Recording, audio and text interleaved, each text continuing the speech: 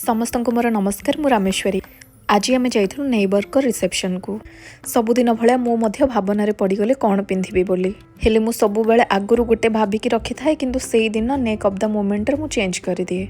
हेले just ready हेबा पूर्वर मते लागिला मु आज एई साड़ी पिंधिबा उचित बोली। तापर आउ कोन सांगे सांगे मो फेस पैक लगे धोईदेली तापर रेडी हो गली। तापर मो फाइनल लुक किछि एमिति थिला। मो हस्बैंड को ए लुक बहुत पसंद आसिला आ मते मध्य बहुत भल लगिला। मते बेले बेले मिनिमल लुकटा बहुत भल लगे। एनीवे रेडी हला परे आमे बाहरी गलु। वेन्यू रे पहुँचला परे आमे देखिलु डेकोरेशन बहुत सुंदर हिची। भितर को जिबा पूर्वरु मोर किछि फोटोशूट कले मो हस्बैंड। फोटोशूट करिबा मो पई इम्पोर्टेंट हे गलानी कारण एही सुंदर मुहूर्त गुड़ाक मु आपण मानक सहित शेयर करने को चाहूँगी। सत कहबाकू गले मु एई बाहाघर को वेट करिथिली केबे हबो बोली कारण जहाँ बाहाघर होची सी एवं तांगो बापा माँ आम नेबर आमर गोटे फैमिली फ्रेंड भली।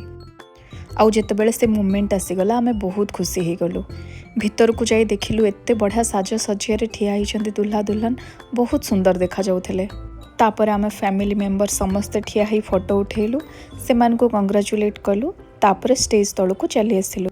स्टेज तल को आसिला परे सबुठारु अपेक्षित मुहूर्त होउची खाइबा। भोजीर स्वाद को मु किपरि वर्णना करिबि जानि पारु नाही। बस एतिकी कहिबि बहुत टेस्टी थिला। मु सब बेले मेकअप नेला परे मो हस्बैंड मते गुपचुप खुआंती कारण मु केमिति खाउची तांको देखिबार थाए। मु लिपस्टिक लगेई थाए सेतिपे मु भलरे खाई पारेनी आउ सेईटा देखिकी हसंती। हेले भोजी खाई सारला परे मु गुपचुप खाइली। खाइकी समस्तंको बाय करके आमे चली आसिलु घर को।